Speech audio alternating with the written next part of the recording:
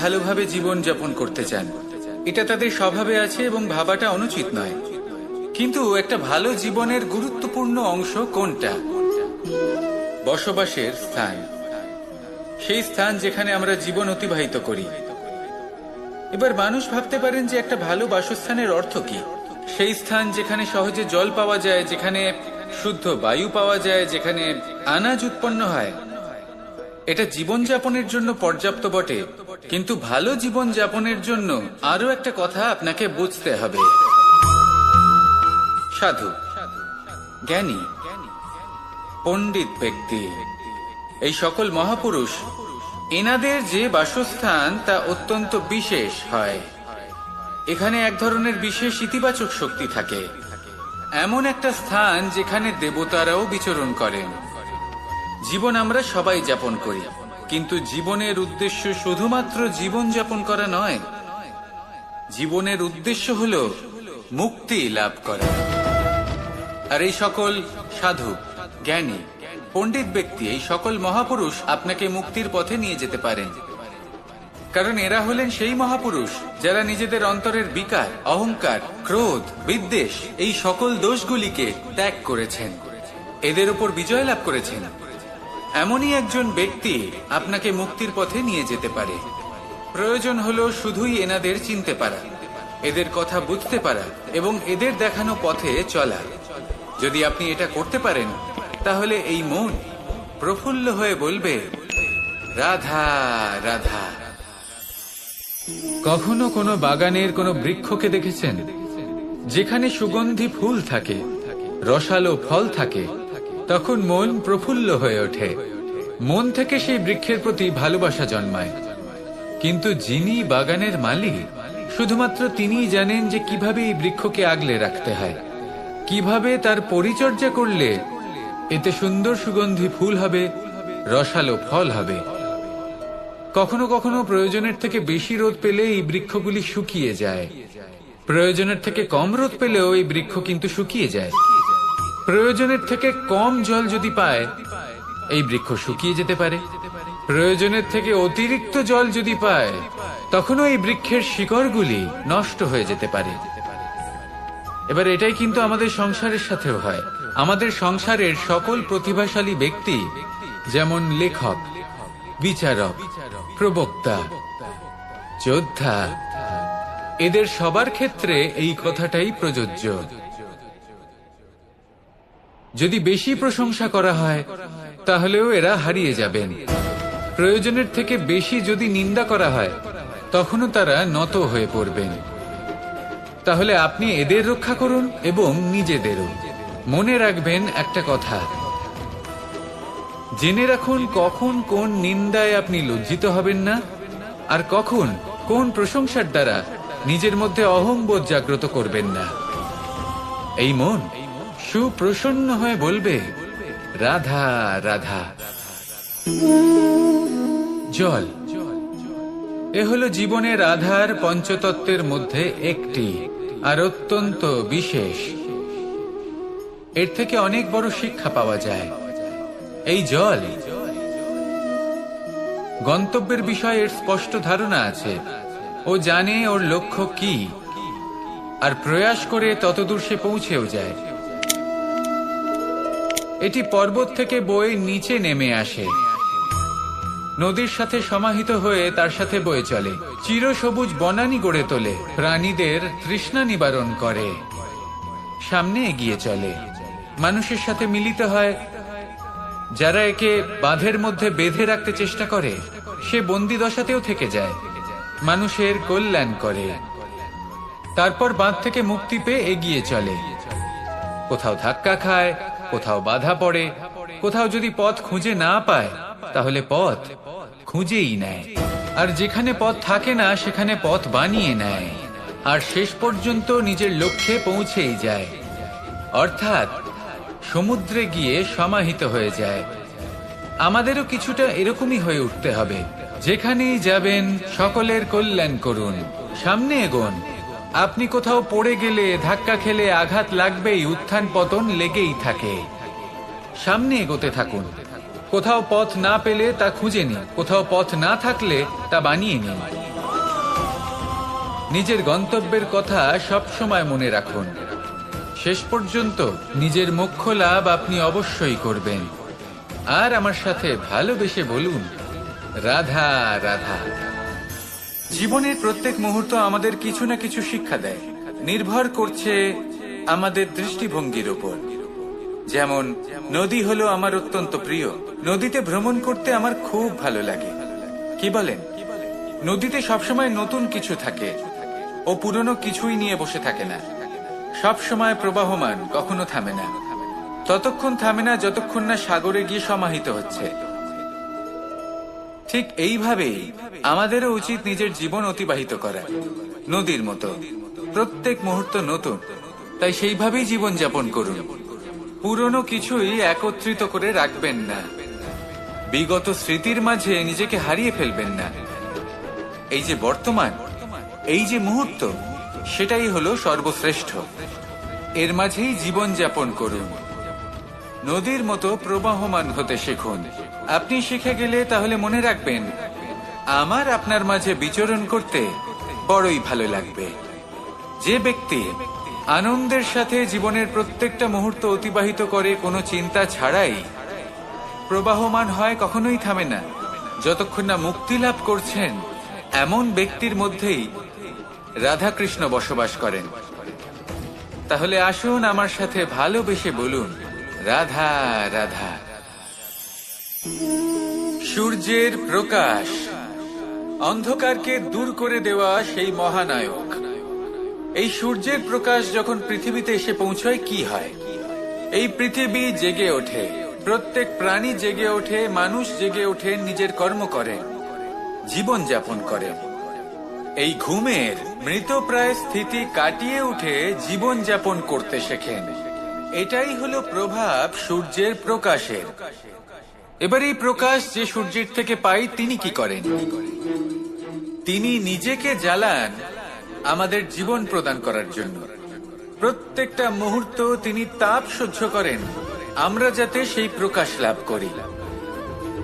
এটাই হলো জীবনের সারমর্ম।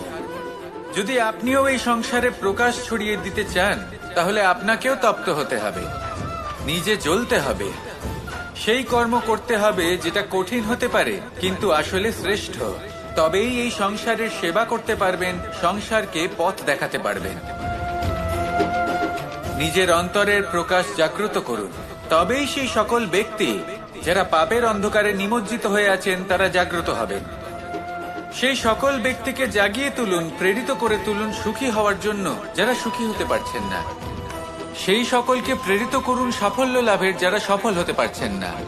নিজের অন্তরের সূর্যকে জাগ্রত করুন, চারিদিকে শুধু প্রকাশই প্রকাশ হবে, জীবনই জীবন থাকবে, আনন্দই আনন্দ থাকবে। আর এই মন বারবার প্রসন্ন চিত্তে বলে উঠবে, রাধা রাধা। আজ আমরা দুই ধরনের ব্যক্তির বিষয়ে কথা বলবো। প্রথম জন হলেন যে প্রয়োজনের থেকে অনেক বেশি পরিমাণ ধন উপার্জন করে থাকেন। তার কাছে ততটা ধন থাকে যতটা তার প্রয়োজনও নেই, তারপরেও আরো ধন উপার্জন করতে চেষ্টা করতে থাকেন।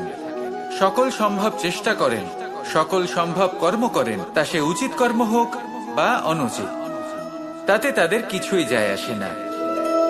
তারা শুধুই এই সংসারের সকল সুখ ভোগ করতে চান, সকল স্বাচ্ছন্দ্য লাভ করতে চান। আজীবন তারা প্রচেষ্টাই করতে থাকেন। এবার এই করতে গিয়ে তারা ভারাক্রান্ত হয়ে সমস্যার সম্মুখীন হন। এনাদের সমগ্র জীবন এই চেষ্টাতেই চলে যায়, জীবন যাপন করার বদলে। অন্যদিকে আরেকজন ব্যক্তি, যিনি জানেন তার প্রয়োজন কতটুকু, আর শুধুমাত্র সেই পরিমাণ ধন অর্জন করেন, তার থেকে বেশি একটুও নয়। উনি যদি দুবেলা খেতে পান, মাথা গোজার ঠাঁই পেয়ে যান, সেটাই পর্যাপ্ত। তাতেই তিনি আনন্দে জীবন যাপন করেন, না কোনো বৃথা চিন্তা করেন, না কোনো বৃথা কষ্ট করেন। এবার আমি আপনাদের জিজ্ঞেস করব, এই দুই ব্যক্তির মধ্যে আপনি কোন ব্যক্তি হতে চাইবেন? বেশিরভাগ মানুষ এটাই বলবেন যে আমরা সেই দ্বিতীয় মানুষ হতে চাই যারা সন্তুষ্ট। কিন্তু যদি মন দিয়ে দেখেন, আপনিও সেই কর্মই করছেন যা প্রথম ব্যক্তি করেন। আপনারা সবসময় চেষ্টা করে চলেছেন, এটাও লাভ করতে হবে, ওটাও লাভ করতে হবে, আমার এটারও প্রয়োজন, ওটারও প্রয়োজন। আপনি অনেক কিছু লাভ করেছেন, কিন্তু প্রশ্ন এটাই যে আপনার কি সেই সবকিছুর প্রয়োজন রয়েছে? এর উত্তর আপনার অন্তর্মনে রয়েছে। আপনার মন জানে যে আপনার প্রয়োজন কতটুকু। সেখানে গিয়ে দেখুন। সন্তুষ্টি মানুষকে আনন্দ দেয়। মানুষ যতটা সন্তুষ্ট হবে ততটাই সে আনন্দ লাভ করবে। এবার আপনাকে এই সিদ্ধান্ত নিতে হবে যে আপনি কখন আর কোথায় সন্তুষ্টি লাভ করবেন, কত কিছু লাভ করার পরে সন্তুষ্ট হবেন। এই উত্তর আপনি মন থেকে পাবেন। এই সমাজের চাহিদায় জড়িয়ে নিজেকে বিভ্রান্ত করবেন না।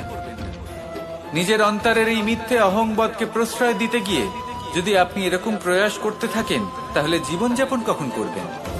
থেমে যান, শান্ত হয়ে যান, নিজের অন্তর্মনে নিমজ্জিত হয়ে দেখুন যে সন্তুষ্টি কোথায়। এই সন্তুষ্টি লাভ করুন। এই মন প্রসন্ন হয়ে বলবে, রাধা রাধা। ক্ষমা একটা অত্যন্ত সুন্দর শব্দ, আমার খুব প্রিয় শব্দ, কিন্তু এই ক্ষমা কখন আর কিভাবে প্রয়োগ করতে হবে সেটা বোঝা প্রয়োজনীয়। এক, যদি আপনি কোনো অন্যায় করেন আর ক্ষমা না চান, ক্ষমা প্রার্থনা না করেন, ক্ষমা চাওয়া থেকে এড়িয়ে যান, তাহলে তাতে আপনারই ক্ষতি হবে। কিভাবে? ক্ষমা না চাইলে মনের মধ্যে অহংকার জাগ্রত হয়, আর অহংকার তো প্রকৃত অর্থে আমাদের ক্ষতিই করে। দুই, কেউ যদি অপরাধ করেন, আপনার থেকে ক্ষমা না চান, তাহলে তাকে ক্ষমা করবেন না।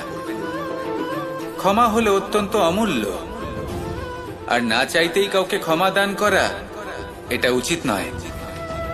তিন, যদি কেউ আপনার সাথে অনুচিত কিছু করেন, অপরাধ করেন, আর আপনার থেকে ক্ষমা চান, তাহলে তাকে ক্ষমা করে দিন।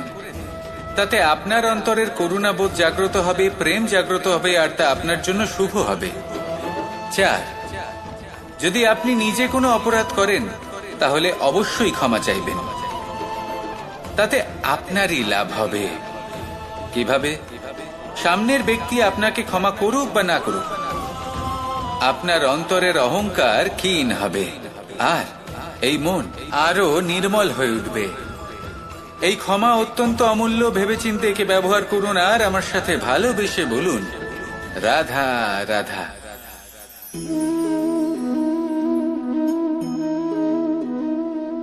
ভোজনের দ্বারাই শরীর পুষ্টি লাভ করে। ছোটবেলা থেকে আজ পর্যন্ত যাই আপনার ভোজন হয়ে থাকুক, যাই আপনার আহার হয়ে থাকুক, সেই অনুসারেই আপনার শরীর গঠিত হয়েছে। এই ভোজন অত্যন্ত গুরুত্বপূর্ণ, সেই জন্য এর প্রত্যেক অংশকে বোঝা খুব আবশ্যক। প্রথম অংশ, যে আমরা কি গ্রহণ করছি, এই ভোজন কোন স্থান থেকে আসছে সেটা বুঝুন। দ্বিতীয় অংশ, ভোজন কে বানাচ্ছেন। এই ভোজন সর্বশ্রেষ্ঠ তখনই হয় যখন মাতার হাতে তৈরি করা ভোজন হয়। কিন্তু যদি মাতার তৈরি করা ভোজন আপনি প্রাপ্ত নাও করতে পারেন, তাহলে সেই ব্যক্তির ভোজন তৈরি করা উচিত যিনি সাত্ত্বিক। তৃতীয় অংশ, কোন স্থানে আপনি ভোজন গ্রহণ করছেন। যে স্থানে আপনি ভোজন গ্রহণ করছেন তা সাত্ত্বিক হওয়া উচিত। তাহলে অত্যন্ত গুরুত্বপূর্ণ।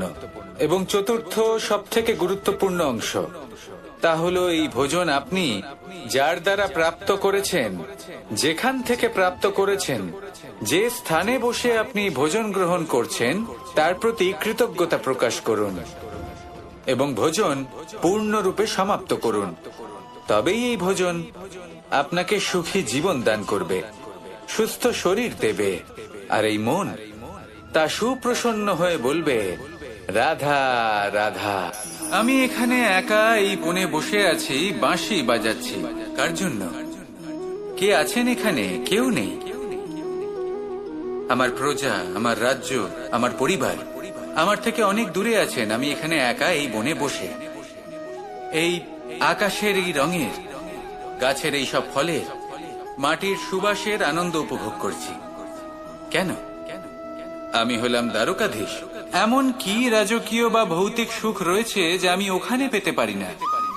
সবকিছুই পেতে পারি, তাও এখানে বনে একা বসে আছি। কোন সুখ খুঁজে চলেছি? একা থাকার সুখ। আমরা প্রত্যেকদিন অনেক মানুষের সাথে, চিন্তাধারার সাথে, কর্মের সাথে, পরিস্থিতির সাথে সুখ দুঃখের দ্বারা বেষ্টিত থাকি।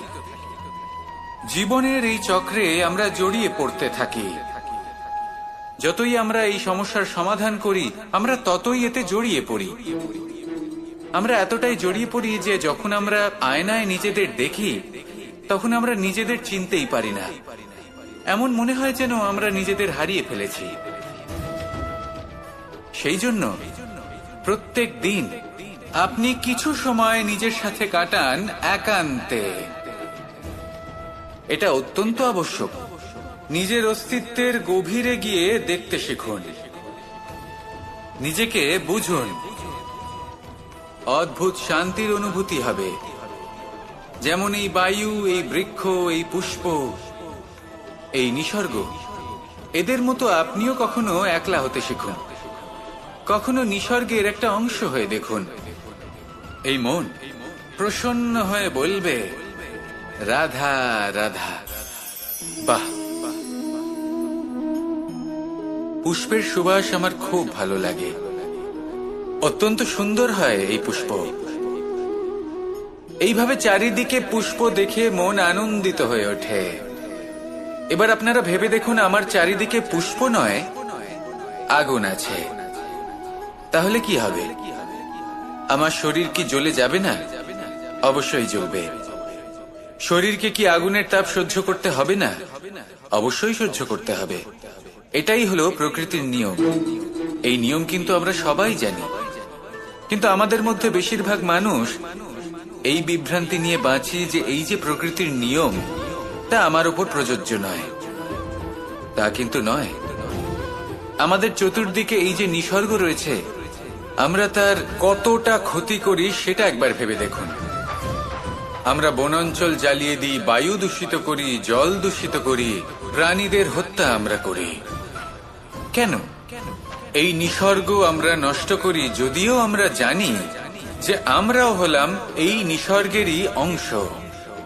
এবার দেখুন, শরীরের কোনো অংশে যদি আগুন ধরান, আস্তে আস্তে সমস্ত শরীরও জ্বলে যাবে।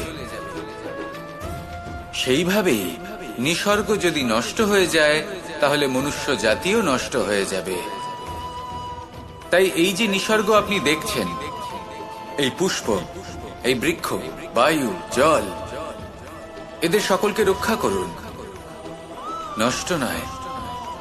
মনে রাখবেন, যদি নিসর্গ থাকে মানুষ থাকবে, যদি নিসর্গ থাকে তাহলেই জীবন থাকবে। আসুন আমার সাথে ভালোবেসে বলুন, রাধা রাধা। এ হলো গোলাপ ফুল। একে আমরা সকলেই চিনি। সমগ্র সংসার ভালোবাসে এই পুষ্পকে। এই ফুল দেখতেও সুন্দর। সবথেকে বেশি গুরুত্বপূর্ণ কথা হলো এর সুগন্ধ, যা দূর দূরান্ত থেকে ব্যক্তিদেরকে আকৃষ্ট করে। এই সুন্দর পুষ্প একটু মন দিয়ে দেখলেই দেখা যায় এর নিচে কাঁটা রয়েছে। এই সংসার বলে, এ প্রকৃতির কেমন রচনা, এত কোমল পুষ্প, এটা কি তীক্ষ্ণ কাঁটা সহ প্রস্ফুটিত হয়? এটাই হলো জীবনের সত্য। আমাদের অন্তরের সদ্গুণ, সেগুলিও এই ফুলের মতোই সুন্দর। সংসার এর সৌন্দর্য দেখতে পায়, এর সুগন্ধ চতুর্দিকে ছড়িয়ে পড়ে। কিন্তু এই সদ্গুণ জাগ্রত করে তোলার জন্য কঠোর পরিশ্রম করতে হয়, প্রতিনিয়ত চেষ্টা করে যেতে হয়। তাই জন্য যদি আপনি জানেন আপনার পথ উচিত, কিন্তু তা কাঁটায় পরিপূর্ণ, তাহলে থামবেন না, চলতে থাকুন। একবার যদি অন্তরের সদ্গুণ জাগ্রত হয়, তাহলে এই সংসার এই সৌন্দর্য দেখবে আর সুগন্ধে আকর্ষিত হয়ে আপনার কাছে আসবে। এই মন, এই জীবন প্রসন্ন হয়ে বলবে, রাধা রাধা। আমাদের গৃহে অনেক কক্ষ রয়েছে, কিন্তু এমন কি আছে যে একটাই থাকে? আমাদের গৃহের দ্বার। এমন কেন হয়? অনেক দ্বার তো থাকতেই পারে। ভেবে দেখুন, একটা বিশাল ভবন রয়েছে, তার চতুর্দিকে অনেক দ্বার আছে। ভালোই হবে, যাতায়াত করতে সুবিধা হবে। কিন্তু এমন আমরা কেন করি না? এবার আপনি বলবেন যে এটার উত্তর তো সহজ, যতগুলো দ্বার থাকবে ততজন দ্বারপালও থাকবে। কে কখন কোথা থেকে আসবে, কোথায় চলে যাবে সেদিকে খেয়াল থাকবে না, চুরির সম্ভাবনাও বেড়ে যাবে। যাক, এই বিষয় অন্তত আপনি বোঝেন। সেই জন্য আপনার গৃহে একটাই দ্বার রয়েছে, কিন্তু আপনার মনের বিষয় কি জানেন? আপনার মনেও কি কোনো দ্বার আছে? নেই। তার মানে যে কোনো ব্যক্তি যেখান থেকে খুশি আসতে পারে, আর আপনার মনে যা খুশি প্রবেশ করিয়ে চলে যেতে পারে। কোনো বাধার সম্মুখীন না হয়ে কোনো ব্যক্তি আপনার মনে যা কিছু প্রবেশ করিয়ে চলে যাবে, তা সে আমাদের পক্ষে শুভ হোক, অশুভ হোক বা যতই ঘাতক হোক না কেন। সেই ভাবনা হতে পারে বাসনাময়, ক্রোধে পরিপূর্ণ, মতভেদে পরিপূর্ণ, বিদ্বেষ বা অহংকারে পরিপূর্ণ, বা কোনো ব্যর্থ ভাবনা হতে পারে। বিশ্বের যে কোনো ভাবনা মনে এসে বসবাস করতে পারে। এবার মনে যা ভাবনা থাকবে, মন সেটাই অনুভব করবে। নেতিবাচক ভাবনা যদি মনে ঘর করে, মন সুখ অনুভব কি করে করবে? সেই জন্য আবশ্যক হলো মনের মাঝে ইতিবাচক সত্তার দ্বার গড়ে তোলা। অর্থাৎ কোনো ভাবনা যদি আসে এবং ইতিবাচক হয়, তাহলে তাকে মনে প্রবেশ করতে দিন। যদি তা আপনাকে আর্থিক, সামাজিক, পারিবারিক, আধ্যাত্মিক লাভ দেয়, তাহলে তাকে প্রবেশ করতে দিন। যদি না দেয়, যদি তা নেতিবাচক ভাবনা হয়, তাকে দ্বার থেকেই আবার ফিরিয়ে দিন। যত শুভ চিন্তায় থাকবে এই মন, ততই শুভ হবে আপনার জীবন। আর এই মন সুপ্রসন্ন হয়ে বলবে, রাধা রাধা।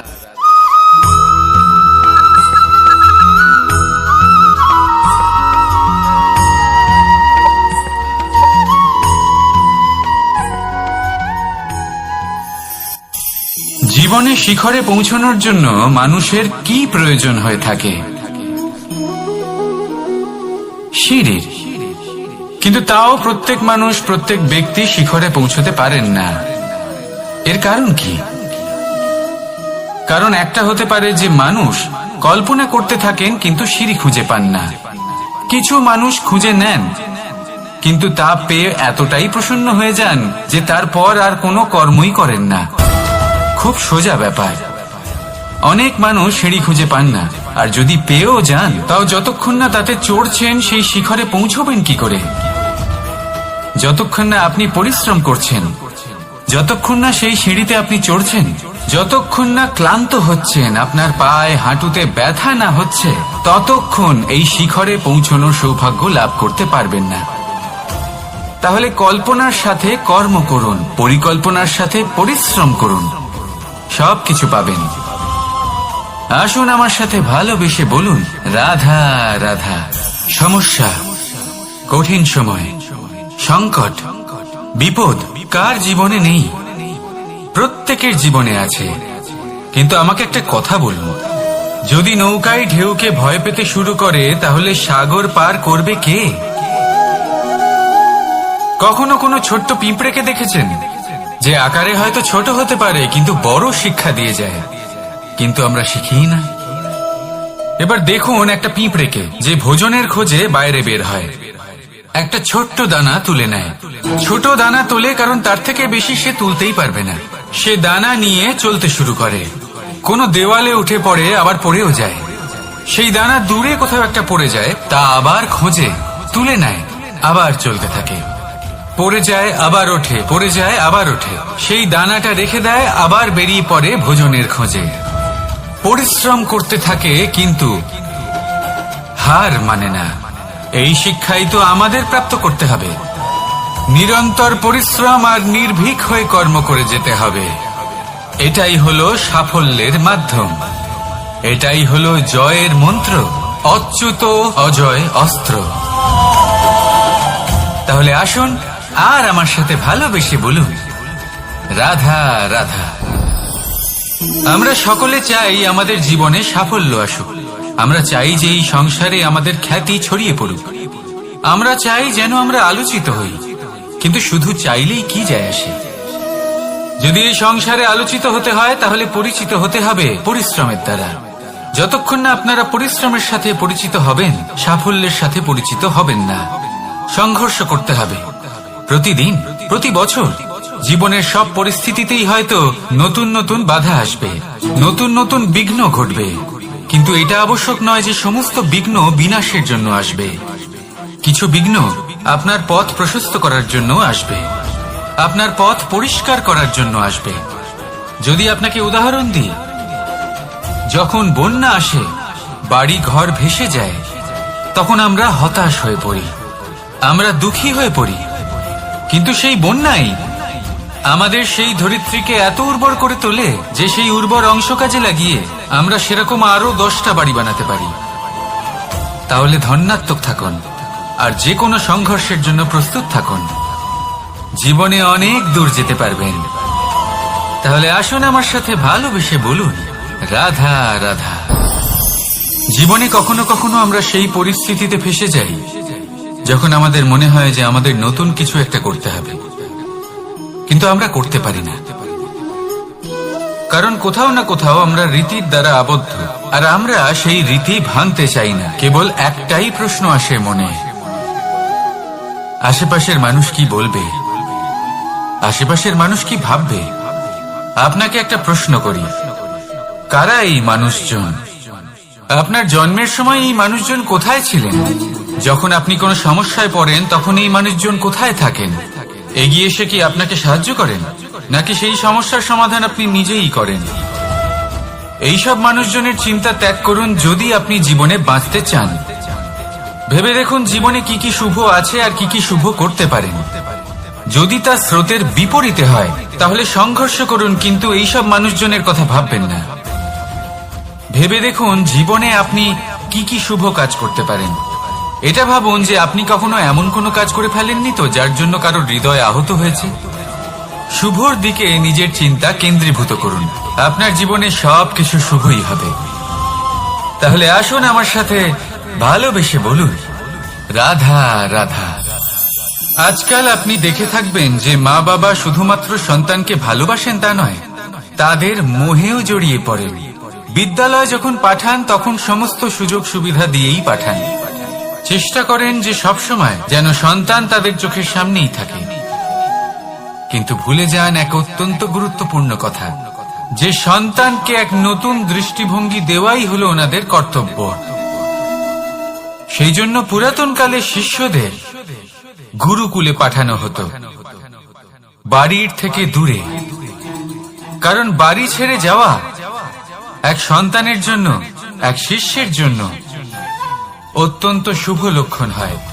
যখন সে বাড়ির থেকে দূরে, গৃহস্থের থেকে দূরে থাকবে, তখন এই সংসারকে সে এক নতুন দৃষ্টিভঙ্গি দিয়ে দেখবে, পরখ করবে, বুঝতে পারবে, আর সবকিছু নিজে থেকেই শিখে যাবে কখন আক্রমণ করতে হয়, কখন পিছু হটতে হয়, কিভাবে এই সংসারের সম্মুখীন হতে হয়। আর এটা আপনার দৃষ্টি ওকে শেখাতে পারবে না, ওর অভিজ্ঞতা ওকে শেখাতে পারবে।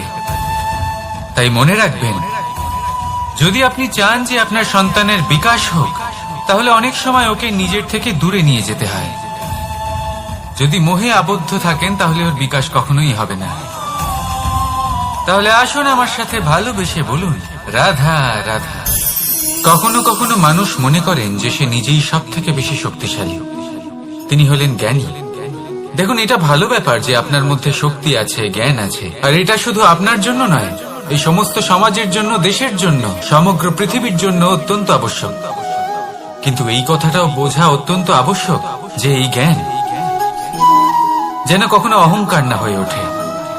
যখন মানুষের মধ্যে জ্ঞান থাকে তখন সে রাম হয়ে ওঠে। রাম, যিনি সমুদ্রের বুকে সেতু বানিয়েছিলেন, বানর সেনার দ্বারা রাক্ষস রাজকে পরাজিত করেছিলেন, আর চিরকালের জন্য সবার কাছে আদর্শ হয়ে উঠেছিলেন।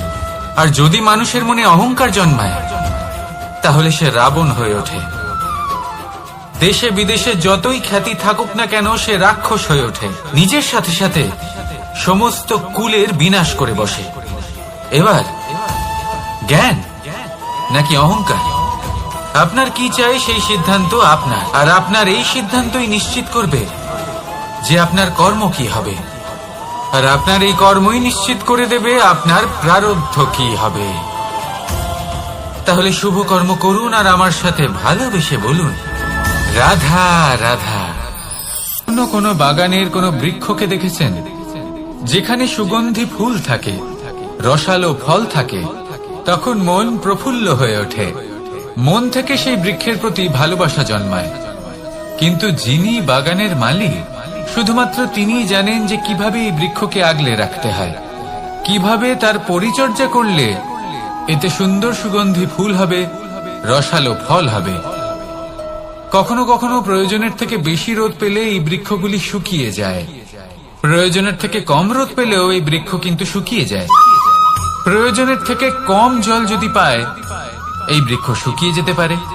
প্রয়োজনের থেকে অতিরিক্ত জল যদি পায়, তখনও এই বৃক্ষের শিকড়গুলি নষ্ট হয়ে যেতে পারে। এবার এটাই কিন্তু আমাদের সংসারের সাথেও হয়।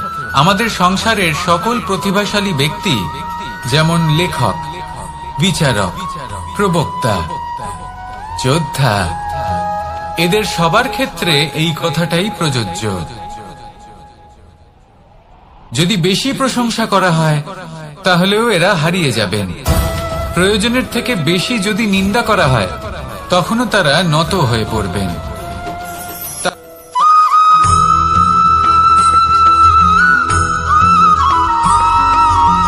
পঞ্চতত্ত্বের মধ্যে দ্বিতীয় তত্ত্ব হল ধরণী, ভূমি, যাকে আমরা ধরণী মাতা বলি। এই ধরণী ধৈর্য ধারণ করে, আর এর ওপরেই আমাদের সমগ্র সংসার নির্ভরশীল। কারণ এই ভূমি সহ্য ক্ষমতা রাখে, এর সহ্য ক্ষমতা হল অপরিসীম। সন্তান যতই আঘাত প্রদান করুক না কেন, প্রেম পূর্বক সহ্য করে, আর তার বদলে অমূল্য রত্ন প্রদান করে। সন্তান যদি হাল চালায়, তাহলে তার বদলে তাকে অন্ন প্রদান করে। এটাই হলো ধরণী। এবার এর থেকে আমরা কি শিক্ষা পেতে পারি? এটাই যে কারোর জন্য কিছু করা বা কাউকে কিছু দেওয়া মনে কোনো কামনা ছাড়াই। আর এই কথাটা বুঝে যান, যদি কারোর জন্য কামনা না রেখে বা কোনো পাওয়ার আশা না রেখে কারোর জন্য কিছু করেন বা কারোকে কিছু দেন, যদি এটা আপনি শিখতে পারেন, তবে আপনি ভালোবাসতে শিখে গেছেন। আর সেই জন্যই এই ধরিত্রীকে মাতা বলা হয়। কারণ মাতা শুধু উনি নন যিনি গর্ভে সন্তানকে ধারণ করেন, মাতা তো উনিও যিনি জীবন বাঁচতে শেখান, যিনি জীবন বাঁচার উদাহরণ প্রদান করেন। তাহলে ধরণীর থেকে এই নিঃস্বার্থ ভাব শিখুন, নিঃস্বার্থ ভালোবাসা শিখুন, আর এই ভালোবাসার সাথেই বলুন রাধা রাধা।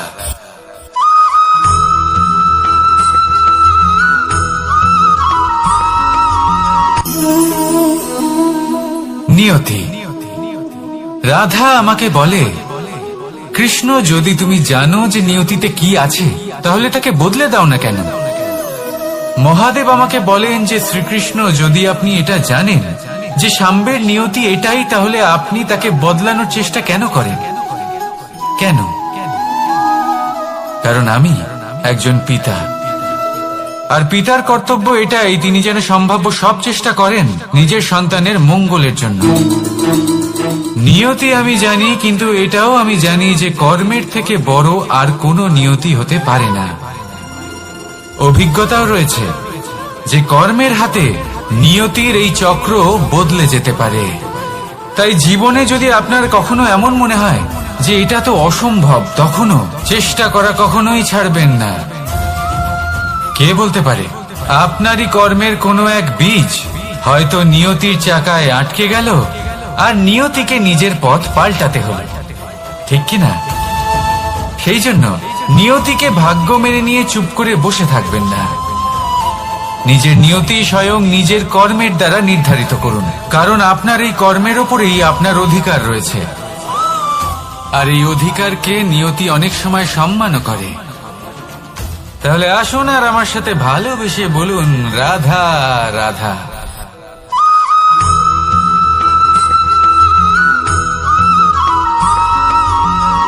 মানুষ ভাবেন যে ধন অর্জন করা হলো অত্যন্ত গুরুত্বপূর্ণ। তিনি আজীবন ধন অর্জন করতে থাকেন, ধন অর্জন করার চেষ্টা করতে থাকেন। সে যাই হয়ে যাক না কেন, পরিশ্রম করতে থাকেন। স্বাস্থ্যের দিকে নজর দেন না, না উচিত সময় খাবার খান, না উচিত সময় ঘুমোতে যান, না পর্যাপ্ত সময় পর্যন্ত ঘুমন, কিছুই না। ধন অর্জন করতেই থাকেন। আর কিছু সময় পরে যখন তিনি অসংখ্য ধন লাভ করে ফেলেন, তখন তার সাথে ওনার শরীরে অনেক রোগ বাসা বাঁধে। এইসব রোগের উপচার করতে করতে সেই সমস্ত ধন যা উনি অর্জন করেছেন তা তিনি ব্যয় করে ফেলেন। শেষ পর্যন্ত কি হয়? আমরা যেভাবে এসেছি ঠিক সেইভাবেই ফিরে যাই, ধন এখানেই থেকে যায়। দেখুন, একটা অত্যন্ত গুরুত্বপূর্ণ কথা রয়েছে যে আপনার বোঝা উচিত। এই যে ধন, তার ব্যবহার করুন জীবনকে আরো ভালো করে তোলার জন্য। ধনের সদ্ব্যবহার করা উচিত, এমন যেন না হয় এই ধন আপনাকে ভোগ করে ফেলে। এই জীবনকে নিশ্চিত রূপে আরো শ্রেষ্ঠ করে তুলুন। কিন্তু এই ধন অর্জন করার এই প্রক্রিয়াতে নিজের সারা জীবনকে নষ্ট করে ফেলবেন না। এই জীবন উপভোগ করতে শিখুন, আর আমার সাথে ভালোবেসে বলুন, রাধা রাধা।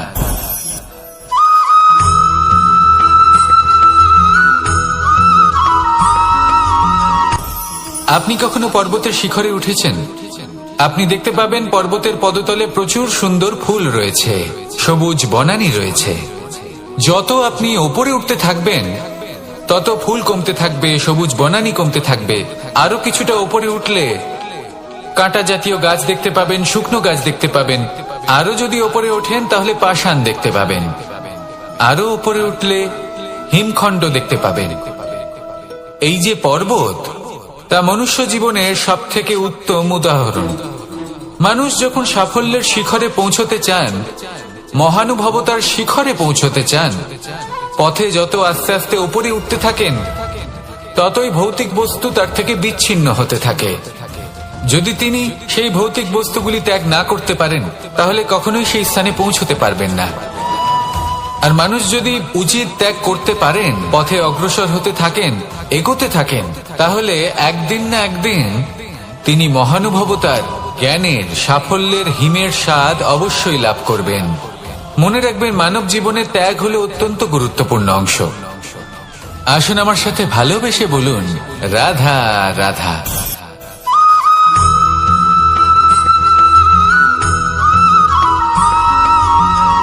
কেউ বলে জীবন খুব ক্ষণস্থায়ী, কেউ বলে জীবন হলো একটা সুন্দর স্বপ্নের মতো, আবার কেউ বলবে জীবন হলো এক কঠোর সত্য। কিন্তু জীবন আসলে কি? জীবন হলো আপনারই প্রতিবিম্ব, একটা দর্পণ। অর্থাৎ আপনি জীবনকে সেইভাবেই পাবেন যেরকম আপনি নিজেকে প্রতিপন্ন করবেন। যদি আপনি দর্পণের দিকে তাকিয়ে হাসেন তাহলে আপনি সামনে হাসি মুখী দেখতে পাবেন। এবার যদি আপনি গম্ভীর হয়ে থাকেন তাহলে আপনি একজন রুষ্ট ব্যক্তি দেখতে পাবেন। শেষে সবথেকে বেশি গুরুত্বপূর্ণ হলো আপনার চেষ্টা। আপনাকে সবসময় চেষ্টা করতে হবে যাতে আপনি নিজেকে প্রসন্ন এবং ইতিবাচক মনোভাবে রাখেন। এটা হলো আপনারই উত্তরদায়িত্ব, তাকে পালন করুন। এই মনকে প্রসন্ন রাখুন, এই সংসারকে সুন্দর বলে মনে হবে। আর এই মন প্রসন্ন হয়ে বলবে, রাধা রাধা।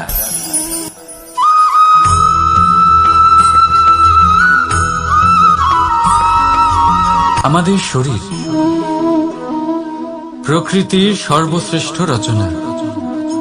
যে অঙ্গ প্রত্যঙ্গ আমরা লাভ করেছি প্রত্যেকটির মধ্যে একটি নিজস্ব বার্তা রয়েছে।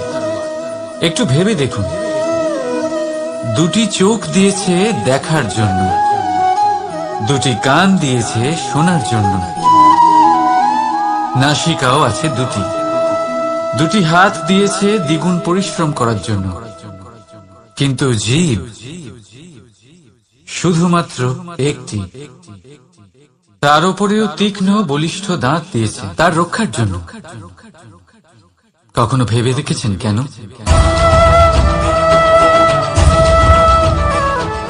কারণ শব্দ আর শব্দের প্রয়োগ মানুষের সবচেয়ে বড় অস্ত্র, যার প্রয়োগ যত ভেবেচিন্তে করা যায় মানুষ তার জীবনে ততটাই উপরে উঠতে পারে। তাহলে মনে রাখুন, দেখুন, শুনুন আর বুঝুন বেশি, বলুন কম। রাধা রাধা।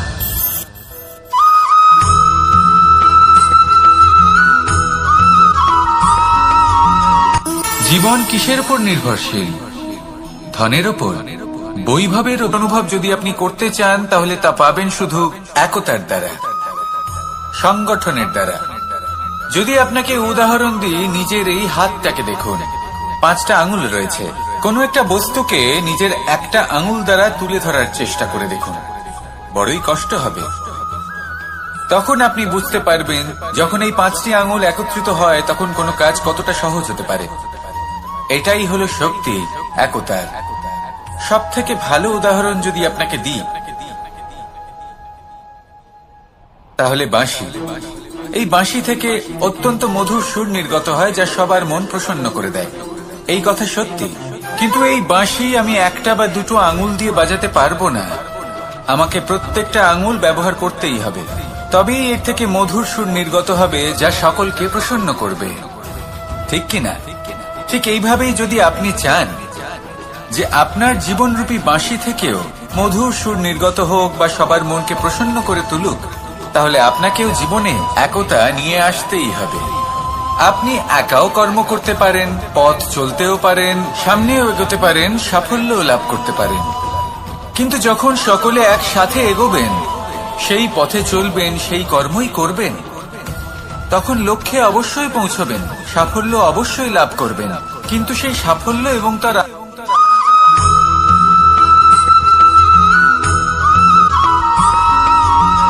এই সংসারে সব থেকে বেশি কোমল বস্তু হলো রেশম। এই রেশম এতটাই কোমল হয় যে এর পুরো একটা থান শুধুমাত্র একটা হাতে ধরা সম্ভব। কখনো ভেবে দেখেছেন এই রেশম কিভাবে হয়? একটি কীট তার লালার দ্বারা উৎপন্ন হয়। এই কীট সেই রেশমকে পাক দিতে থাকে, পাক দিতেই থাকে, আর আস্তে আস্তে তার মধ্যেই জড়িয়ে পড়ে। শেষে ওর এই সুন্দর অমূল্য সৃষ্টি রেশমের এই সুতো, তার নির্মাণ কার্য পূর্ণ হয়। কিন্তু তাতেই ও নিজে বন্দী হয়ে যায়। নিজেরই মায়াজালের এই বন্দী গৃহে নিজেই ফেঁসে যায়। এবার এই সুতোকে ব্যবহারযোগ্য করে তোলার জন্য এই কীটগুলিকে এই কবচের সাথেই ফুটন্ত জলে ফেলে দেওয়া হয়। এই সংসারে যদি আমাদের স্বপ্ন এই সংসারের দুঃখ হরণ করার জন্য, এই সংসারে সুখ বিতরণ করার জন্য হয়, তবেই আমাদের প্রগতি সম্ভব। যদি আমাদের এই স্বপ্ন শুধুই আমাদের এবং আমাদের স্বার্থ সিদ্ধির জন্য হয়, তাহলে এই স্বপ্ন আমাদের অন্ধ করে দেবে, আমাদের অন্ধকারের পথে নিয়ে যাবে, আর আমরাও সেই কীটের মতো হয়ে যাব। নিজেদেরই মায়াজালে আমরা নিজেই ফেঁসে যাব, আর শেষে আমরা যদি কিছু লাভ করি তা হবে একাকিত্ব, অন্ধকারময় মৃত্যু। তাই স্বপ্ন অবশ্যই দেখুন, কিন্তু এমন ভাবে স্বপ্ন দেখবেন না যে তার এই বন্দিগৃহে আপনি নিজেই ফেঁসে গেলেন। স্বপ্ন দেখুন পরোপকারে।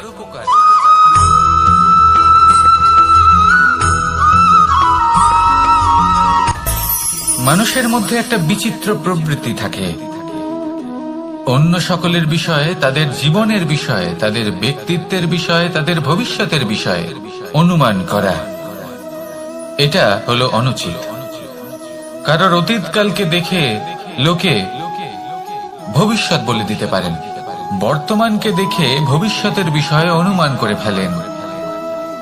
উদাহরণ দিতে হলে বলবো, কোনো দাসকে দেখুন, ওকে দেখে লোকে বলে যে ওর ভবিষ্যৎ সেটাই হতে পারে, অনুমান করে ফেলেন।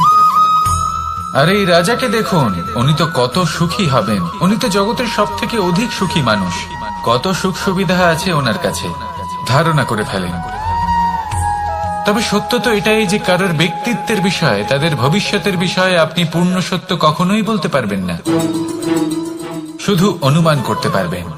আর এই অনুমান করে সত্যি কোনো লাভ হয় না, কারণ এই কাল সেটা হলো অত্যন্ত শক্তিশালী।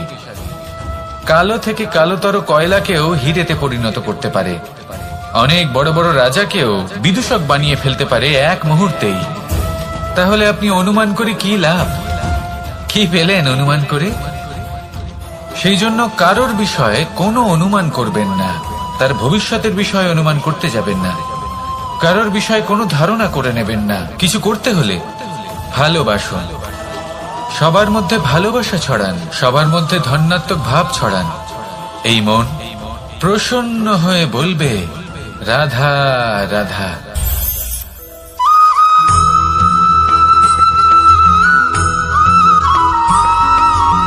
পঞ্চতত্ত্বের মধ্যে দ্বিতীয় তত্ত্ব হল ধরণী, ভূমি, যাকে আমরা ধরণী মাতা বলি।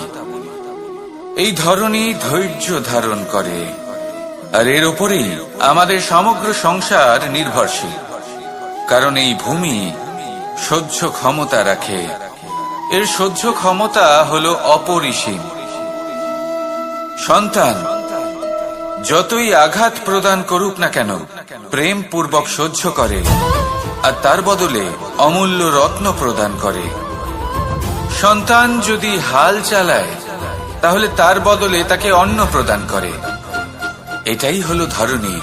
এবার এর থেকে আমরা কি শিক্ষা পেতে পারি?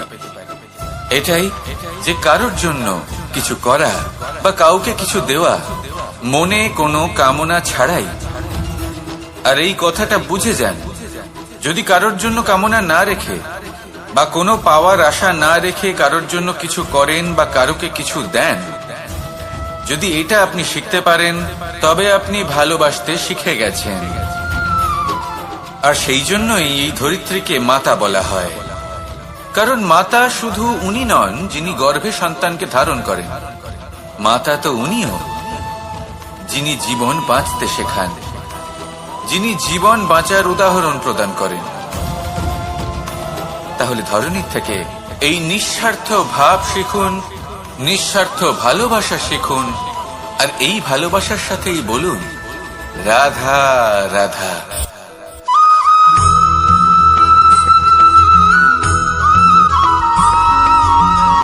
সংসারে আমাদের জীবনে যখন কোনো সুখ বা দুঃখ আসে, তার জন্য আমরা কাউকে না কাউকে অবশ্যই দায়ী করে থাকি, তাই না? এই ব্যক্তি আমাদের সাথে এরকম কাজ করেছেন, তাই আমার সাথে এমন হলো। ওই ব্যক্তি যদি এমনটা না করতেন, তাহলে আজ আমি ওই স্থানে পৌঁছতে পারতাম। সবই আপনার দৃষ্টিভঙ্গির ওপর নির্ভরশীল। আর যদি আপনার দৃষ্টিভঙ্গি এমন হয়, তাহলে তা অনুচিত। সত্যি কথা বলতে এই সংসারে ভিন্ন ভিন্ন ধরনের মানুষ আছে। এটা আপনার উপর নির্ভর করছে কিভাবে তাদের স্বাগত জানাবেন।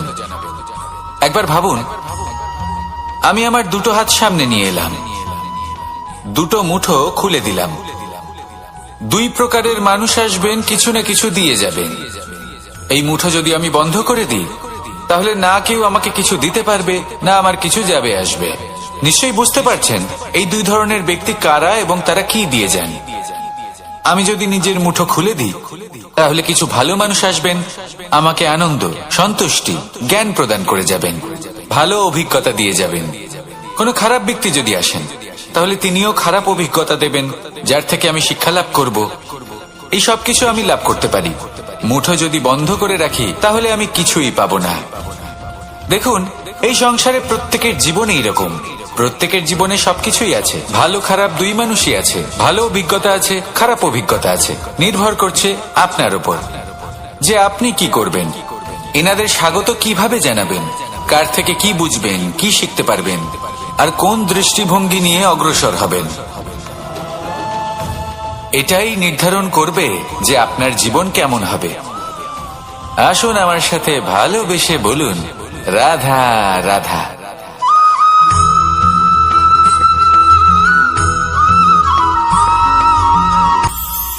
এটা হলো ধান গাছ। এর থেকে যে চাল উৎপন্ন হয় তা মানুষ গ্রহণ করেন। আর এটা কি? এ হলো জংলি ঘাস। একবার ভেবে দেখুন, যদি এই জংলি ঘাস ধান গাছের আশেপাশে থাকে, তাহলে কি হবে? ধান উৎপন্ন হতে পারবে? তা উৎকৃষ্ট হতে পারবে? আমরা কি তা গ্রহণ করতে পারবো? কখনোই নয়। এই জংলি ঘাস ধানকে নষ্ট করে দেবে। কিন্তু নিজে জীবিত থাকবে। এটাই হলো আজকের শিক্ষা। এই সংসারে যদি আপনি নীতির পথে চলতে চান, উচিত কর্ম করতে চান, সংসারকে সেবা করতে চান, তাহলে জংলি ঘাসের মতো ব্যক্তিদের থেকে সবসময় দূরে থাকতে হবে। সেই ব্যক্তি যারা দুর্নীতি এবং মিথ্যা দ্বারা পরিপূর্ণ, যাদের ব্যবহার অশুভ, যাদের অনেক অশুভ গুণ রয়েছে, তারা সঠিক নয়। সেই সকল ব্যক্তি যাদের চরিত্র অত্যন্ত দুষ্ট হয়, তারা হয় শুভ চরিত্রের ব্যক্তিকে একদম নষ্ট করে দেয়, নয় নিজের মতো বানিয়ে তোলে। তাই যদি আপনি নীতির পথে চলতে চান, এই সংসারের জন্য শুভ কর্ম করতে চান, তাহলে সেই সঙ্গ লাভ করুন যে সঙ্গ জ্ঞানে পরিপূর্ণ, যাদের মধ্যে অনেক গুণ আছে, যাদের থেকে প্রতিদিন কিছু শিখতে পারবেন। এমন ব্যক্তির সাথে জীবন অতিবাহিত করুন, দুরাচারীদের থেকে দূরে থাকুন। তবেই এই মন প্রসন্ন হয়ে বলবে, রাধা রাধা।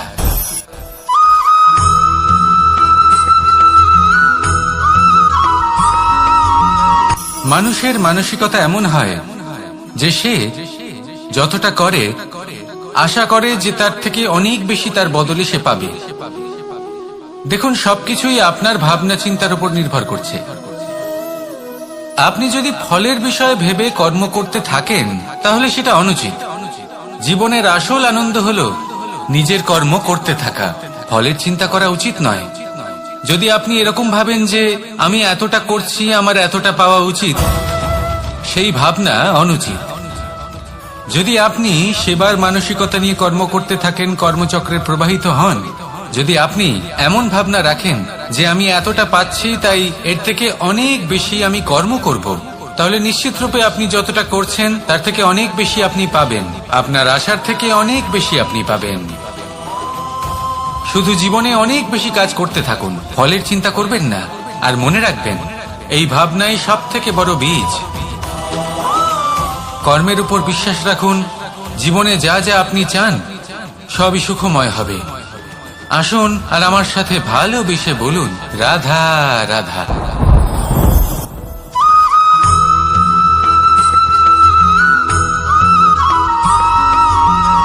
আপনি কখনো কোনো বাজকে নিজের বাসা বানাতে দেখেছেন? এই বাজ যখনই কোনো বাসা বানায়, তখন উঁচু গাছের ডালে বা কোনো পর্বতের শিখরে বাসা বানায়, অনেক উচ্চতায়, আর সেখানে তার সন্তানও জন্মগ্রহণ করে। যখন এই সন্তানেরা জন্মায়, তখন এই বাজ খুবই ভালোবেসে এবং খুব সাবধানে এদের পালন পোষণ করে। নিজের ঠোঁট দিয়ে তাদের ঠোঁটে খাবার পরিবেশন করে। কিন্তু যেই সেই সন্তানেরা হৃষ্টপুষ্ট হয়ে যায় এবং সেই কথা বাজ নিজে বুঝতে পেরে যায়, সেই বাজ নিজেই সেই বাসা ছিন্ন ভিন্ন করে দেয়। সেই সন্তান যাদের সবেমাত্র ডানা গজিয়েছে, কিভাবে উঠতে হয় তারা জানে না, সেই সন্তানগুলিকে উচ্চতা থেকে ঠেলে দেয়। সেই সন্তান প্রথমে ভয়ভীত হয়ে যায়। তারা সামনে মৃত্যুকে দেখতে পেয়ে ভয়ের কারণে তাদের ডানা ঝাপটাতে থাকে, আর সেই প্রক্রিয়াতেই সেই সন্তানগুলি উড়তে শুরু করে দেয়। এবার এই ঘটনায় আমরা কি শিক্ষা পেতে পারি? এটাই, যদি আপনি মাতা পিতা হন, তাহলে নিজের সন্তানকে অবশ্যই স্নেহ করুন, কিন্তু তাদেরকে নিজের আঁচলের তলায় বেঁধে রাখবেন না। যদি আপনি চান আপনার সন্তান জীবনে উন্নতি করুক, তাহলে নিজের মুঠো থেকে তাদের স্বতন্ত্র করে দিন, এই সংসারে সংঘর্ষ করতে দিন। সেই সন্তান নিজেই বুঝতে পারবে যে জন্মের সময় পাওয়া ডানা কি করে ব্যবহার করতে হয়। আর আপনার চোখের সামনে আপনার সন্তান এই আকাশে উড়তে থাকবে। তাহলে আসুন আমার সাথে ভালোবেসে বলুন, রাধা রাধা।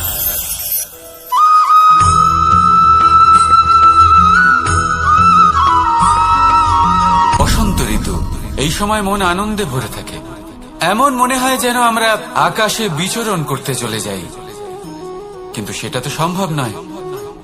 সেই জন্য হয়তো আমরা ঘুড়ি ওড়াই, এই ঘুড়িকে নিজেদের প্রতিরূপ মনে করে।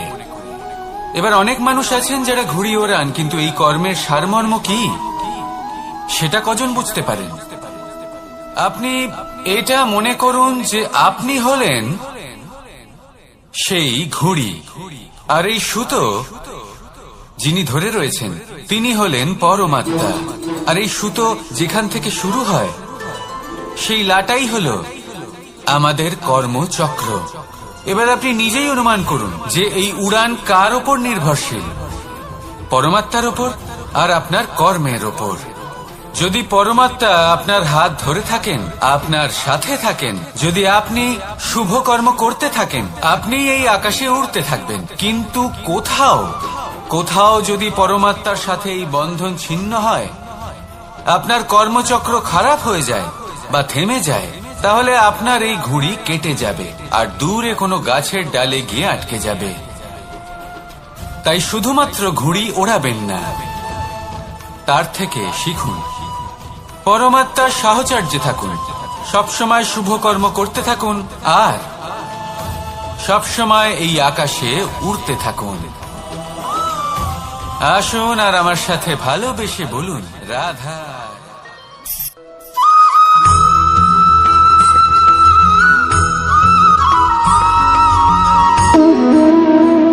সম্পর্ক হলো আমাদের জীবনের একটি আধার।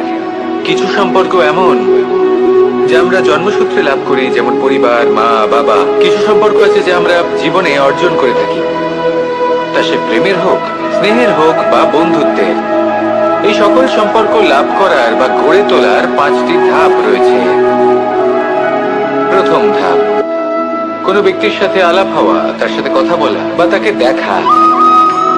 দ্বিতীয় ধাপ, সে ব্যক্তিকে আমাদের ভালো লাগা। তৃতীয় ধাপ,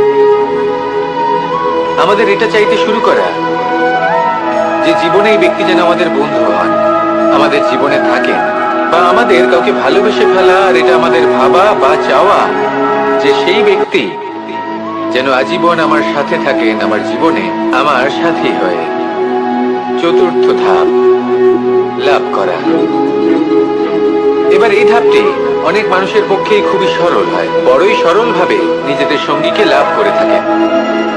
কিছু মানুষের জন্য এই ধাপ অত্যন্ত কঠিন হয়ে থাকে। অনেক প্রতিকূল পরিস্থিতির উপর জয়লাভ করে তারা সঙ্গীকে লাভ করেন, কিন্তু লাভ অবশ্যই করেন। এরপরে আসে পঞ্চম, অন্তিম এবং সব থেকে গুরুত্বপূর্ণ ধাপ।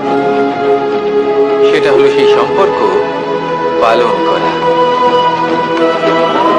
এটা হলো এমন এক বিষয় যা প্রত্যেক মানুষের শেখা উচিত। যদি ব্যক্তি নিজের জীবনে সম্পর্ক রক্ষা করতে শিখে যান, তবে প্রত্যেক সম্পর্ক তার জীবনকে স্বর্গ করে তুলবে। আসুন আর আমার সাথে ভালোবেসে বলুন, রাধা রাধা।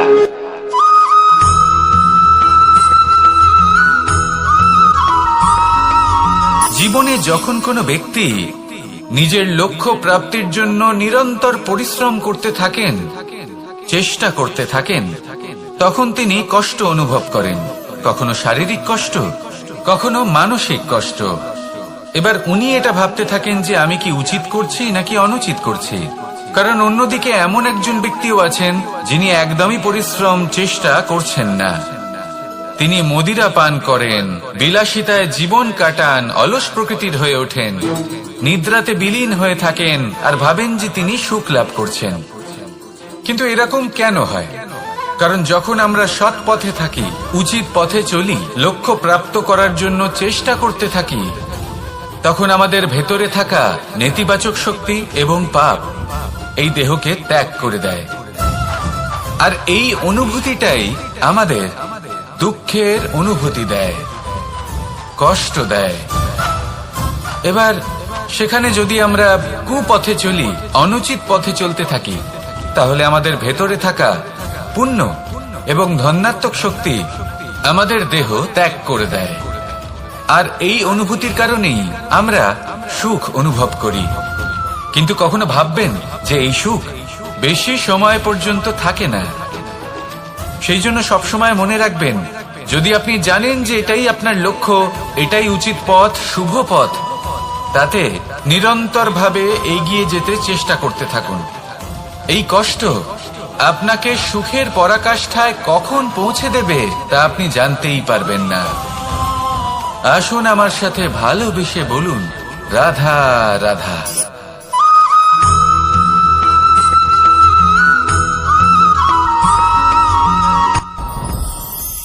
সাথী।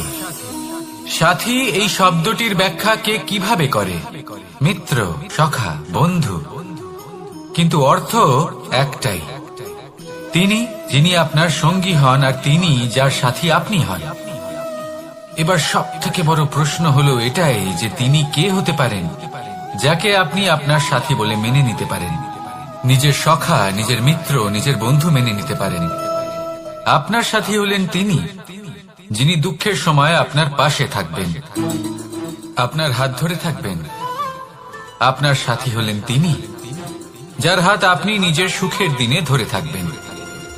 সেই সাথীরই হাত ধরুন যিনি দুঃখে সবসময় আপনাকে সাহায্য করার জন্য তৎপর হয়ে থাকেন, আপনার পাশে থাকেন, আর যাকে সুখের দিনে আপনি আপনার সাথে রাখতে পারেন। আর যখন আপনার সাথে আপনার এই সাথী থাকবে তখন আপনি এটা বুঝবেন যে যখন জীবনে দুঃখ আসে তখন এই দুঃখ কমে যায়, সবার মধ্যে ভাগ হয়ে যায়। আর যদি তখন সুখ আসে তাহলে সেটা সবার উপস্থিতিতে আরো বেড়ে যায়। এটাই হলো প্রেম, এটাই হলো ভালোবাসা, এটাই হলো সঙ্গ। যেমন সম্পর্ক আমার আর রাধার মাঝে। তাহলে আসুন আর আমার সাথে ভালোবেসে বলুন, রাধা রাধা।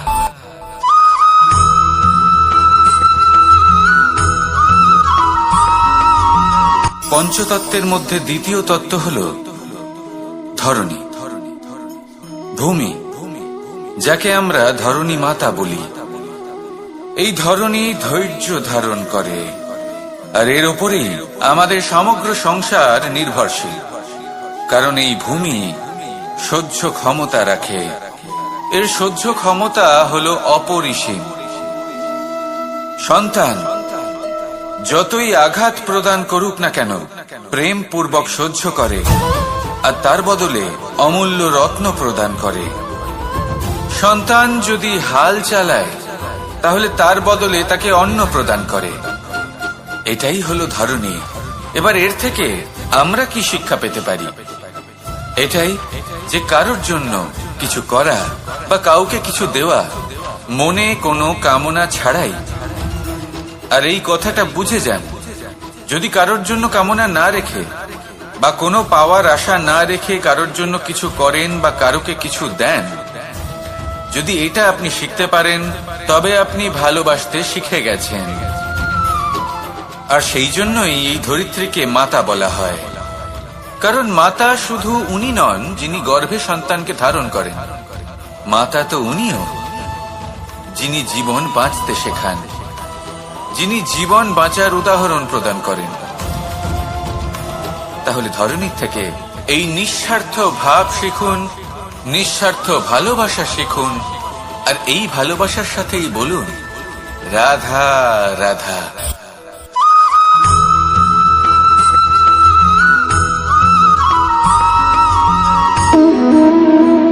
সম্পর্ক হলো আমাদের জীবনের একটি আধার। কিছু সম্পর্ক এমন যে আমরা জন্মসূত্রে লাভ করি, যেমন পরিবার, মা, বাবা। কিছু সম্পর্ক আছে যে আমরা জীবনে অর্জন করে থাকি, তা সে প্রেমের হোক, স্নেহের হোক বা বন্ধুত্বের। এই সকল সম্পর্ক লাভ করার বা গড়ে তোলার 5টি ধাপ রয়েছে। প্রথম ধাপ, কোনো ব্যক্তির সাথে আলাপ হওয়া, তার সাথে কথা বলা বা তাকে দেখা। দ্বিতীয় ধাপ, সে ব্যক্তিকে আমাদের ভালো লাগা। তৃতীয় ধাপ,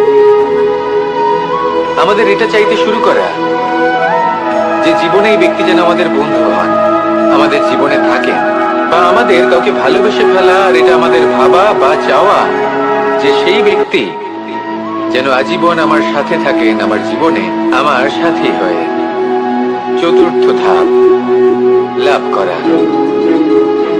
এবার এই ধাপটি অনেক মানুষের পক্ষেই খুবই সরল হয়, বড়ই সরল ভাবে নিজেদের সঙ্গীকে লাভ করে থাকেন। কিছু মানুষের জন্য এই ধাপ অত্যন্ত কঠিন হয়ে থাকে। অনেক প্রতিকূল পরিস্থিতির উপর জয়লাভ করে তারা সঙ্গীকে লাভ করেন, কিন্তু লাভ অবশ্যই করেন। এরপরে আসে পঞ্চম, অন্তিম এবং সব থেকে গুরুত্বপূর্ণ ধাপ। সেটা হলো সেই সম্পর্ক পালন করা। এটা হলো এমন এক বিষয় যা প্রত্যেক মানুষের শেখা উচিত।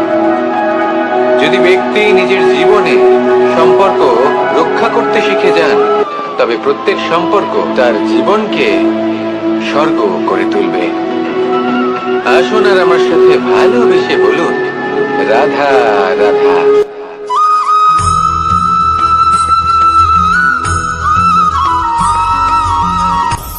আপনি কখনো পর্বতের শিখরে উঠেছেন? আপনি দেখতে পাবেন পর্বতের পদতলে প্রচুর সুন্দর ফুল রয়েছে, সবুজ বনানী রয়েছে। যত আপনি ওপরে উঠতে থাকবেন তত ফুল কমতে থাকবে, সবুজ বনানী কমতে থাকবে। আরো কিছুটা ওপরে উঠলে কাঁটা জাতীয় গাছ দেখতে পাবেন, শুকনো গাছ দেখতে পাবেন। আরো যদি ওপরে ওঠেন তাহলে পাষাণ দেখতে পাবেন। আরো উপরে উঠলে হিমখণ্ড দেখতে পাবেন। এই যে পর্বত, তা মনুষ্য জীবনের সব থেকে উত্তম উদাহরণ। মানুষ যখন সাফল্যের শিখরে পৌঁছতে চান, মহানুভবতার শিখরে পৌঁছতে চান, পথে যত আস্তে আস্তে উপরে উঠতে থাকেন ততই ভৌতিক বস্তু তার থেকে বিচ্ছিন্ন হতে থাকে। যদি তিনি সেই ভৌতিক বস্তুগুলি ত্যাগ না করতে পারেন তাহলে কখনোই সেই স্থানে পৌঁছতে পারবেন না। আর মানুষ যদি উচিত ত্যাগ করতে পারেন, পথে অগ্রসর হতে থাকেন, এগোতে থাকেন, তাহলে একদিন না একদিন তিনি মহানুভবতার, জ্ঞানের, সাফল্যের হিমের স্বাদ অবশ্যই লাভ করবেন। মনে রাখবেন, মানব জীবনে ত্যাগ হলো অত্যন্ত গুরুত্বপূর্ণ অংশ। আসুন আমার সাথে ভালোবেসে বলুন, রাধা রাধা।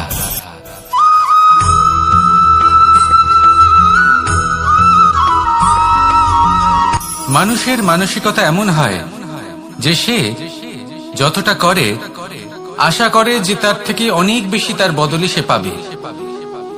দেখুন, সবকিছুই আপনার ভাবনা চিন্তার উপর নির্ভর করছে। আপনি যদি ফলের বিষয়ে ভেবে কর্ম করতে থাকেন তাহলে সেটা অনুচিত।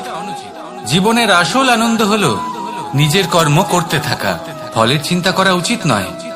যদি আপনি এরকম ভাবেন যে আমি এতটা করছি, আমার এতটা পাওয়া উচিত, সেই ভাবনা অনুচিত। যদি আপনি সেবার মানসিকতা নিয়ে কর্ম করতে থাকেন, কর্মচক্রে প্রবাহিত হন, যদি আপনি এমন ভাবনা রাখেন যে আমি এতটা পাচ্ছি তাই এর থেকে অনেক বেশি আমি কর্ম করব, তাহলে নিশ্চিত রূপে আপনি যতটা করছেন তার থেকে অনেক বেশি আপনি পাবেন। আপনার আশার থেকে অনেক বেশি আপনি পাবেন। শুধু জীবনে অনেক বেশি কাজ করতে থাকুন, ফলের চিন্তা করবেন না। আর মনে রাখবেন, এই ভাবনাই সব থেকে বড় বীজ। কর্মের উপর বিশ্বাস রাখুন, জীবনে যা যা আপনি চান সবই সুখময় হবে। আসুন আর আমার সাথে ভালোবেসে বলুন, রাধা রাধা।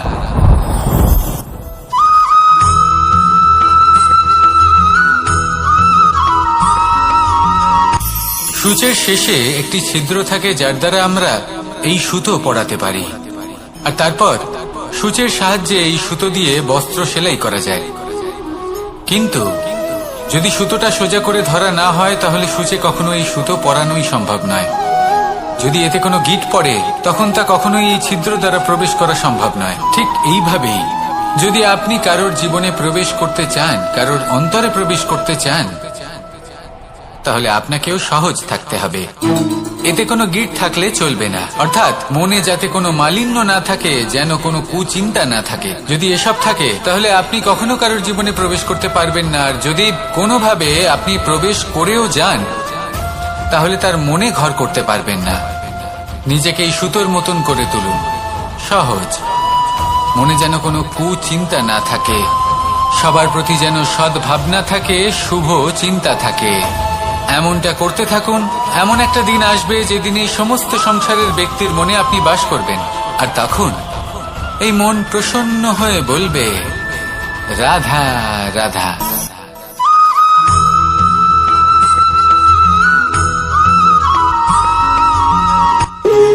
যখন মানুষের মৃত্যু হয় তখন কি হয়? অনেক সংখ্যক মানুষ শোক পালন করতে চলে আসেন। যে ব্যক্তি মৃত্যু লাভ করেছেন তার অনেক বস্তু থাকে যেগুলো তার প্রিয়, যেগুলো তিনি ব্যবহার করেছেন। তার শয্যা, তার বস্ত্র, তার আভূষণ সবকিছু তার থেকে বিচ্ছিন্ন করা হয় এবং খালি হাতে তাকে শ্মশানের উদ্দেশ্যে রওনা করা হয়। আমি আপনাকে এই প্রশ্ন করতে চাই, আপনি এই সংসারে কি অর্জন করেছেন? ধন সম্পত্তি, বস্ত্র, আভূষণ, এই সবকিছু যে আপনি অর্জন করেছেন, আপনার মৃত্যুর পরে তা আপনার থেকে দূর হয়ে যাবে? এর উত্তর হলো একটাই, আপনার কর্ম। শুধু সেটাই আছে যা একান্ত আপনার, আর শুধু সেটাই এই সংসার থেকে চলে যাওয়ার পরেও সংসারেই জীবিত থাকবে। যদি আপনি দুষ্কর্ম করেন, তাহলে এই সংসার আপনাকে একটি অনুচিত উদাহরণ হিসেবে মনে রাখবে যে এই ব্যক্তি খুব পাপী ছিল, অনুচিত কর্ম করতেন। যে পথে তিনি চলেছেন সেই পথে কারোর চলা উচিত নয়। সেখানেই যদি আপনি সৎকর্ম করেন, তাহলে সংসার চিরকাল এটাই বলবে যে খুব ভালো মানুষ ছিলেন, সবাইকে ভালোবাসতেন, সবাইকে সাহায্য করতেন, আমার খুব প্রিয় মানুষ ছিলেন। এটাই হলো শ্রেষ্ঠ কর্ম। সেই জন্য জীবনে শুধুমাত্র ধন সম্পত্তি আভূষণ এই সব অর্জন করতে গিয়ে নিজের মনোনিবেশ করবেন না। শ্রেষ্ঠ কর্ম করুন। সংসার থেকে চলে যাওয়ার পরেও এই কর্মই এই সংসারে আপনাকে জীবিত রাখবে। আসুন আমার সাথে ভালোবেসে বলুন, রাধা রাধা।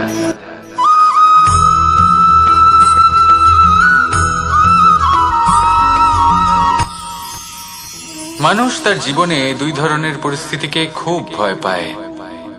এক, কোনো কারণবশত কারোর সামনে নত হওয়া। দুই, কোনো কারণে নিজের চরিত্র থেকে, নিজের মূল্যবোধ থেকে বিচ্যুত হওয়া। এবার কেন হয় এরকম যে কথায় কথায় কারোর সামনে নত হতে হয়? কেন বারংবার নিজের চরিত্র থেকে চ্যুত হতে হয়? এরকম কেন হয়? এটা তখনই হয় যখন আমাদের শিক্ষা এবং মূল্যবোধের অভাব থাকে। যদি মানুষের মধ্যে প্রকৃত শিক্ষা থাকে, তাহলে এই সংসারে কোনো সময় এবং কারোর সামনেই নত হওয়ার কোনো প্রয়োজন নেই। যদি মানুষের মধ্যে মূল্যবোধ থাকে, তাহলে তাকে নিজের মূল্যবোধ বা চরিত্র থেকে বিচ্যুত হতে হয় না, তা সে যাই হয়ে যাক না কেন।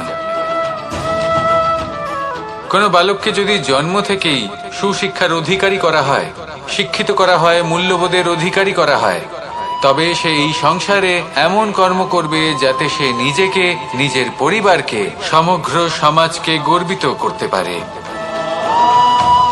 শিক্ষা লাভ করুন, মূল্যবোধ লাভ করুন এবং আমার সাথে ভালোবেসে বলুন, রাধা রাধা।